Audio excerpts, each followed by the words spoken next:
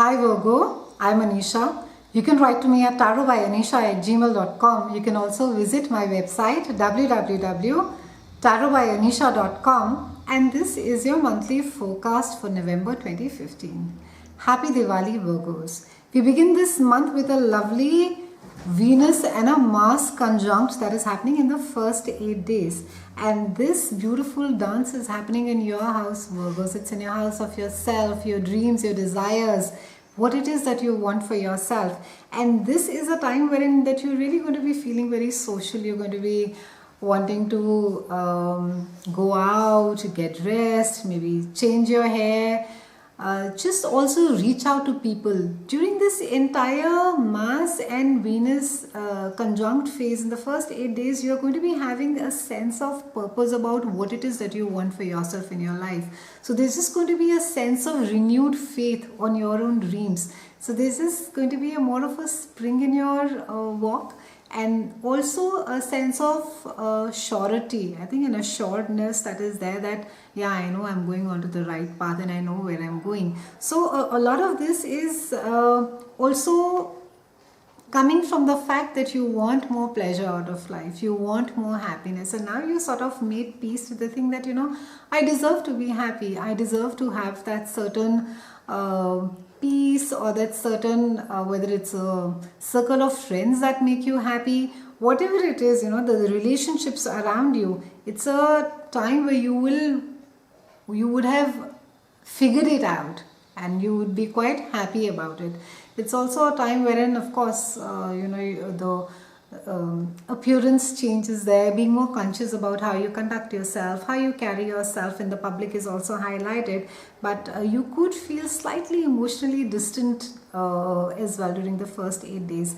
We have a spectacular new moon in Scorpio, and it's a little bit of a complex and an intense energy, because the new moon is there in Scorpio. Scorpio is all about intensity. Of course, we have the sun and the Mercury energy over there as well.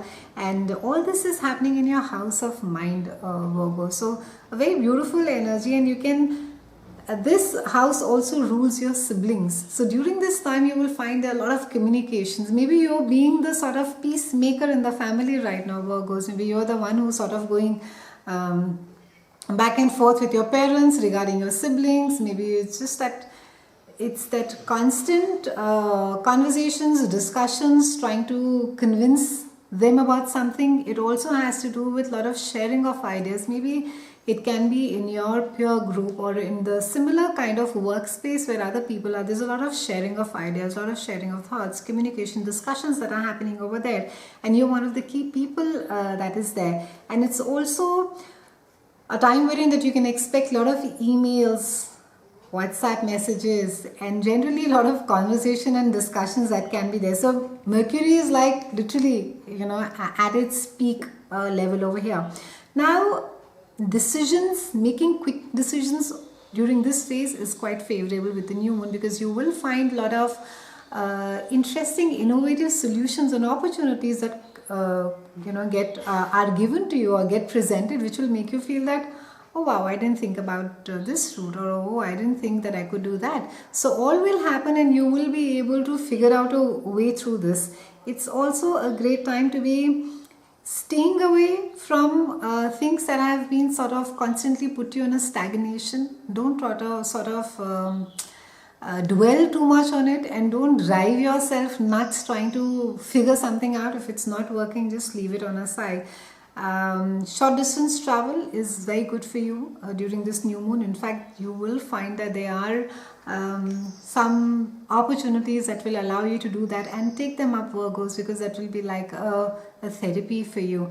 Now, this entire new moon energy that is there in Scorpio, and Scorpio is ruled by Pluto, and Pluto is the god of underworld. So everything that is there under the surface is going to get dug out over here. So, and because this is there in your mind, in your communication, so your deeper thoughts, what is it that it's all going to... Scorpio, the new moon is going to go deeper and deeper and figure out what is it that you really want, where is it that you really want to go, what is it that you're doing with your life, does it make sense? Is it the right route? So all that deep digging is going to happen. Now what also Scorpio does is that it also rules the internal health. So for some of you, if you have been battling some, say, skin allergy or something that needs to get tested, so please go in for a blood test, because in certain Scorpio also covers hematology. So get your blood tested, go in for your deep detoxifications during this time. If you need to go in for those deep cleansing facials, please do that as well. And just sort of get your health in place. Go for your checkups, get everything sorted out before the winter really sets in. Virgos, it's also a great time to be merging your resources and tallying your assets. So if you have a huge, say, a stock portfolio which is really diversified and it's lying everywhere, just consolidate it. Maybe you need to be reinvesting. Do that. For those of you who have debts, loans, mortgages, EMI plans, it's a brilliant time to be looking at them again and maybe look at something new in the market. Maybe there's a more attractive EMI plan that is there. So merge all the resources that need to get consolidated. And even as far as your assets, maybe you have some nice little cottage that is lying somewhere but nobody uses it. Maybe you need to be selling it off and reinvesting that money. Also, as far as simple things like carpooling, potluck, or maybe even sharing a trainer at a gym, do all these things, merge them all together so they really work well for you. It's also a time wherein there's a lot of focus on financial abundance, Virgos. So a lot of focus on how it is, and this specially covers, because Scorpio rules larger sum of money, which we share with others. So inheritances, royalties, commissions that are there. So during this phase, ensure that you share it with others. Use the highest energy of Scorpio that is there. Now, normally the Scorpion, during this new moon, the Scorpion energy comes in three phases. One is the lowest, one is the one that crawls on the ground, which has that venom and it stings.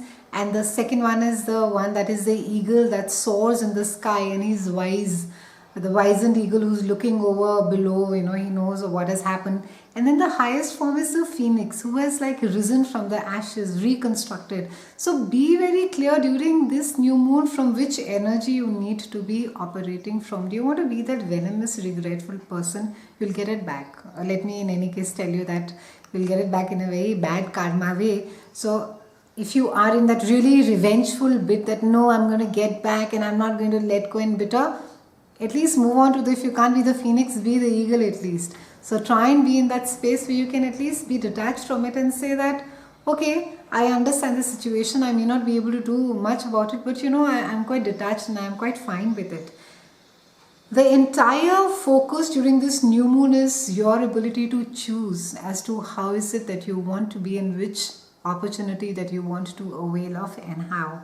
Venus is in opposition to Uranus around the 23rd of November, and Uranus is this is a bit of a challenging situation. Uranus is there in your house of intimacy, joint finances, and how it is that you handle power, and Venus is there in your she's there in your house of earned income. It is how it is that it's also other people's money. So in both the cases, there's a tug of war that's happening. So there's really, you're being asked to strike a balance over here. So try not to sort of, be very unpredictable as far as your joint finances are concerned.